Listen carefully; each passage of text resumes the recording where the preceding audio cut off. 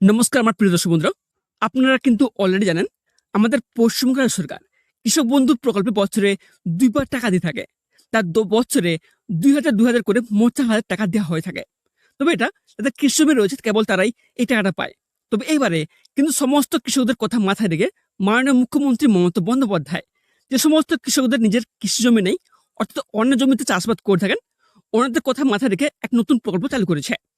এবার প্রকল্পে যদি আপনি আবেদন করেন তাহলে কিন্তু আপনি বছরে ৪,০০০ টাকা পাবেন।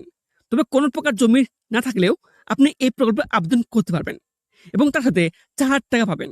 সুতরাং আজকের এই ভিডিওটিতে আপনাদের সহজভাবে দেখিয়ে দেবো এবং বুঝিয়ে দেবো কি করে ফর্ম ফিল আপ করতে হয় এবং কি প্রয়োজনীয় ডকুমেন্টস লাগবে। এর সাথে কারা কারা আবেদন করতে পারবেন এবং কারা কারা আবেদন করতে পারবেন না, এবং শেষে কোথায় জমা দিতে হবে এবং কিভাবে সঠিকভাবে ফর্ম ফিল আপ করতে হয় এবং কোথায় জমা দিতে হয়। সেজন্য ভিডিওটি প্রথম থেকে শেষ পর্যন্ত মনোযোগ সহকারে দেখবেন, এবং আপনারা যদি আমার এই চ্যানেলের প্রথম হয়ে থাকেন তাহলে চ্যানেলটিকে সাবস্ক্রাইব করে পাশে থাকা বেল আইকনটি অন করে রাখবেন। প্রথমে আপনাদের বলে রাখি এর জন্য কারা কারা আবেদন করতে পারবেন। প্রথমে বলে রাখি যারা বর্তমানে কিন্তু কৃষক বন্ধু প্রকল্পের টাকা পাচ্ছেন তারা কিন্তু এর জন্য আবেদন করতে পারবেন না, কেননা আপনারা অলরেডি টাকা পাচ্ছেন। এটা তাদের জন্য, তাদের কোনো প্রকার নিজস্ব কৃষি জমি নেই, কেবল তারা আবেদন করতে পারবেন। প্রথমে আপনাদের বলে রাখি যে এই ফর্মটি ডাউনলোড করার জন্য আপনার কিন্তু আমার এই ভিডিও ডেসক্রিপশন বক্সে একটা লিঙ্ক রয়েছে, ওই লিঙ্কে ক্লিক করে এই ফর্মটি ডাউনলোড করে নিতে পারবেন। ঠিক আছে, কোনো প্রকার অসুবিধা হবে না। তো এখানে বলে রাখি যে এই ফর্মটি ফিল আপ করবেন কী করে। এখানে প্রথমে বলা হয়েছে পশ্চিমবঙ্গ সরকার কৃষি বিভাগ application for registration under annual financial assistance scheme for landless agriculture labours, অর্থাৎ ভূমিহীন ক্ষেত মজদুরদের জন্য বার্ষিক আর্থিক সহায়তা প্রকল্পের নাম নথিভুক্তকরণের আবেদনপত্র। আপনাকে যেটা ফার্স্ট যেটি করতে হবে সেটি হলো, এখানে বলা হয়েছে পার্সোনাল ডিটেলস। এখানে আপনার নাম দিতে হবে, পুরো নামটা দেবেন, এখানটায় ক্যাপিটালে লিখবেন, ঠিক আছে, সব বড় হাতে লিখবেন, ছোট হাতে লিখবেন না। তারপর নেক্সট রয়েছে রেসিডেন্টিয়াল অ্যাড্রেস, অর্থাৎ আপনার বাসস্থানের ঠিকানা এখানে দেবেন। এখানে বলা হয়েছে ভিলেজ, অর্থাৎ আপনার গ্রামের নাম কি এখানে দেবেন। তারপর নেক্সট রয়েছে গ্রাম পঞ্চায়েত, আপনার গ্রাম পঞ্চায়েত নামটা দেবেন। তারপর নেক্সট রয়েছে পোস্ট অফিস, আপনার পোস্ট অফিস কী রয়েছে তার নামটা এখানে দেবেন। আর ব্লক, তারপর রয়েছে ব্লক, আপনার ব্লকের নাম দেবেন। রয়েছে পুলিশ স্টেশন, আপনার পুলিশ স্টেশনের নাম কি সেখানে দেবেন। তারপর হচ্ছে ডিস্ট্রিক্ট, আপনার জেলা কি, আপনার জেলার নামটা এখানে দেবেন। তারপর আপনার রয়েছে পিনকোড, ঠিক আছে, আপনার পিনকোডটা এখানে দেবেন। তারপর নেক্সট রয়েছে পিতা অথবা স্বামীর নাম, ঠিক আছে, আপনি যদি পুরুষ হয়ে থাকেন তাহলে আপনার পিতার নামটা দেবেন, আর যদি আপনি মহিলা হয়ে থাকেন তাহলে আপনার হাজবেন্ডের নামটা এখানে দেবেন, ঠিক আছে। তারপর নেক্সট রয়েছে ডেট অফ বার্থ, ঠিক আছে, আপনার যদি আপনি আপনার পিতার নাম যদি দিয়ে থাকেন তাহলে আপনার পিতার জন্ম তারিখটা কত এখানে দিয়ে দেবেন, ঠিক আছে। আর যদি আপনার হাজবেন্ডের নাম দিয়ে থাকেন তাহলে এখানটা আপনার হাজবেন্ডের জন্ম তারিখটা কত এখানে দিয়ে দেবেন, ঠিক আছে। তারপরে এখানটা রয়েছে এজ, অর্থাৎ বয়স রয়েছে, যে এখানটা 1/4/2026 অনুযায়ী আপনার বয়স কত সেই বয়সটা এখানে দিয়ে দেবেন, ঠিক আছে। তারপর নেক্সট রয়েছে জেন্ডার, অর্থাৎ লিঙ্গ। আপনি যদি পুরুষ হয়ে থাকেন তাহলে এখানটা টিক চিহ্ন দেবেন, আর যদি ফিমেল হয়ে থাকেন তাহলে এই বক্সটিতে আপনি টিক চিহ্ন দেবেন। তারপর নেক্সট রয়েছে কাস্ট, আপনার শ্রেণী কী, ঠিক আছে। আপনি যদি জেনারেল হয়ে থাকেন অর্থাৎ সাধারণ হয়ে থাকেন তাহলে বক্সটিতে আপনি টিক চিহ্ন মারবেন। আর যদি এসসি হয়ে থাকেন তাহলে এসসি অপশানে ক্লিক করবেন। আর যদি এসটি হয়ে থাকেন তাহলে আপনি এই বক্সটিতে ক্লিক করবেন। আর যদি ওবিসি হয়ে থাকেন তাহলে ওবিসি বক্সে ক্লিক করবেন। তারপর নেক্সট রয়েছে যে মোবাইল নাম্বার, এখানে রয়েছে লিঙ্কড উইথ ব্যাঙ্ক অ্যাকাউন্ট, ঠিক আছে। আপনি যে মোবাইল নাম্বারটা এখানে দিয়েছেন সে কিন্তু আপনার ব্যাঙ্ক অ্যাকাউন্টের সাথে লিঙ্ক থাকতে হবে, ঠিক আছে। এখানটা আপনার মোবাইল নাম্বার দিয়ে দেবেন। তারপর রয়েছে আধার কার্ড, ঠিক আছে, এখানে অবশ্যই কিন্তু আপনার আধার কার্ডের নাম্বারটা এখানে দেবেন, ঠিক আছে। এখানে যে বক্সগুলো রয়েছে, ছোটো ছোটো বক্সগুলো রয়েছে, এখানটা একটা বাদে একটা বক্স দেবেন না, প্রতিটা বক্সে আপনার আধার কার্ডের নাম্বারটা দেবেন, ঠিক আছে। তারপর নেক্সট রয়েছে ভোটার কার্ড, ঠিক আছে, এখানে কিন্তু আবশ্যক নয়, আপনার ভোটার কার্ড নাম্বার দিলে ভালো, আর যদি না দিতে চান তাহলে কোনো অসুবিধা নেই। তারপর রয়েছে ব্যাঙ্ক ডিটেলস, ঠিক আছে, এখানে রয়েছে name as per bank account, আপনার ব্যাঙ্ক অ্যাকাউন্টে যে আপনার নামটা রয়েছে সেই নামটা এখানে দেবেন, এই বক্সে লিখে দেবেন। তারপর রয়েছে অ্যাকাউন্ট নাম্বার, আপনার ব্যাংকের যে অ্যাকাউন্ট নাম্বার রয়েছে সেই অ্যাকাউন্ট নাম্বারটি এই বক্সগুলোতে আপনি পূরণ করে দেবেন। আমি আগে বলেছি যে নাম্বারটা প্রতিটা বক্সে প্রতিটা নাম্বার দেবেন, একটা বক্স বাদে একটা বক্স নাম্বার দেবেন না, প্রতিটা বক্সে আপনার নাম্বারটা দেবেন। তারপর রয়েছে আইএফএসসি কোড, আপনার যে ব্যাংক পাসবুক রয়েছে পাসবুকে আপনি চেক করবেন, এখানে লেখা রয়েছে যে আইএফএসসি কোড, সেই নাম্বারটা এখানে দিয়ে দেবেন, ঠিক আছে।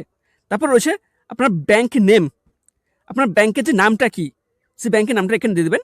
আর তারপর রয়েছে ব্রাঞ্চ নেম, ঠিক আছে, আপনার যে ব্রাঞ্চ নেম ব্যাংকের শাখার নামটাকে এখানে দিয়ে দেবেন। যদি আপনার অ্যাকাউন্ট সেভিং অ্যাকাউন্ট হয়ে থাকেন তাহলে এই বক্সটাতে ক্লিক করবেন, আর যদি কারেন্ট অ্যাকাউন্ট হয়ে থাকেন তাহলে এখানটা কারেন্ট অ্যাকাউন্টে ক্লিক করবেন।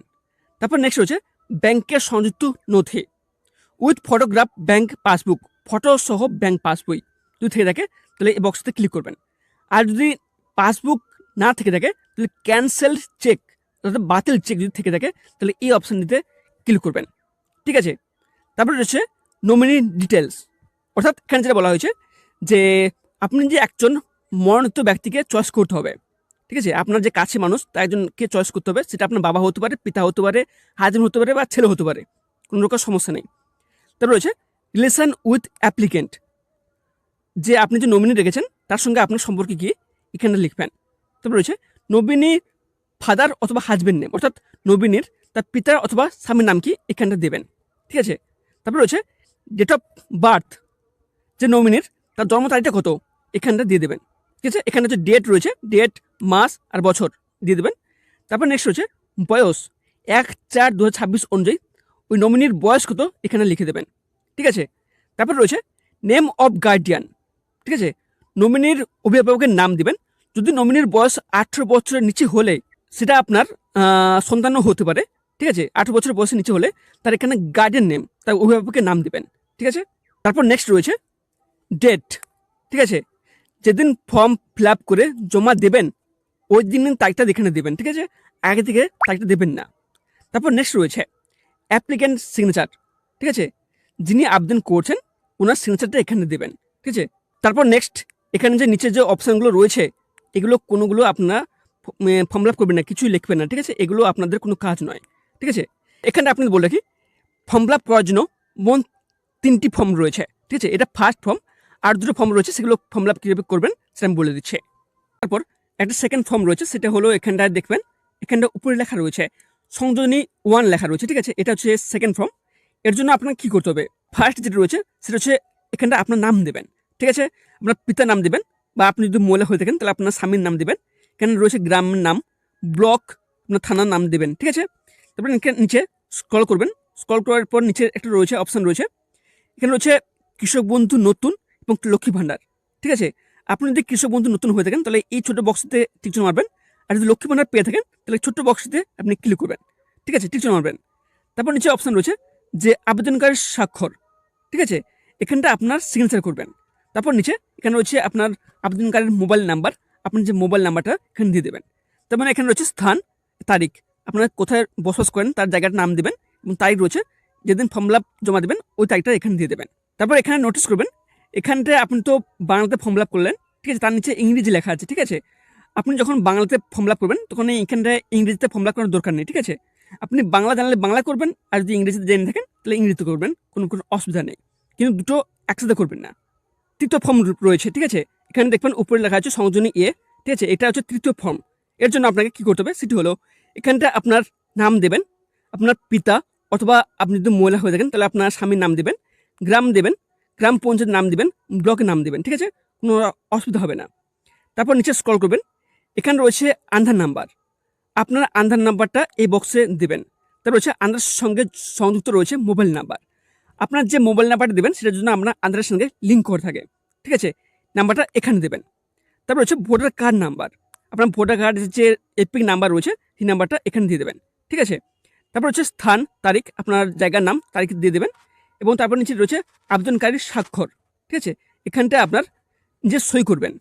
তারপর দেখবেন এখানটায় একটা লাস্ট একটা ফর্ম রয়েছে, সেটা হচ্ছে চেক লিস্ট। ঠিক আছে, এই ফর্মটি কিন্তু আপনি এখানে কোথাও কোন জায়গায় আপনি ফর্ম ফিল আপ করবেন না, এটা সম্পূর্ণ অফিসারের কাজ। ঠিক আছে, অফিসার চেক করবে আপনি কী কী ডকুমেন্টস সব কিছু ঠিকঠাক করেছেন কিনা, সেগুলো ওখানটায় সব কিছু চেক করবে। ঠিক আছে, আপনি এখানে কিছু করবেন না।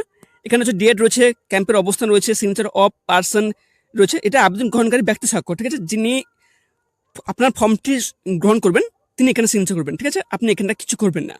ওকে, সবশেষে আপনাদের বলে রাখি যে এই 3টি ফর্ম ফিল আপ তো করলেন। ঠিক আছে, এই 3টি ফর্মের সাথে যে কী কী ডকুমেন্টস অ্যাটাচ করবেন, অর্থাৎ কী কী ডকুমেন্টস আপনি যোগ করবেন।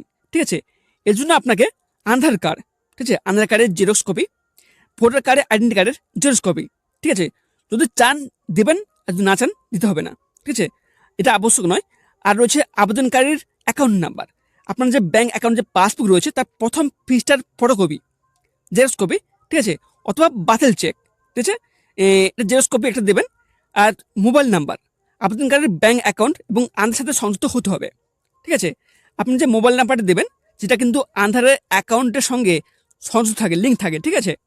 তারপর রয়েছে সংযোজনী 1 এবং সংযোজনী 2, এই দুটি ফর্ম ফিল আপ কিন্তু অ্যাটাচ থাকতে হবে, ঠিক আছে। তারা আবেদনের পত্র সাজানোর জন্য একটি পাসপোর্ট সাইজের ছবি। তো এই ফর্মটি সঠিকভাবে ফর্ম ফিল আপ করার পর যে সমস্ত ডকুমেন্টস বললাম ওইগুলো সব অ্যাটাচ করে নেবেন। বর্তমানে যে ক্যাম্প হচ্ছে ওই ক্যাম্পে জমা দিতে পারেন, অথবা আপনার ব্লক অফিসে গিয়ে জমা দিতে পারেন। এবং তারপর সবকিছু কমপ্লিট হয়ে গেলে সরকার তরফ থেকে কৃষক বন্ধুর মতো খরিফ সিজনে এবং রবি সিজনে 2,000 করে মোট 4,000 টাকা পাবেন নিজের ব্যাংক অ্যাকাউন্টে। তো সবচেয়ে আপনাদের জানা রাখি, প্রতিদিন এরকম গুরুত্বপূর্ণ তথ্য জানার জন্য আমাদের এই চ্যানেলটিকে সাবস্ক্রাইব করে পাশে বেল আইকনটি অন করে রাখবেন।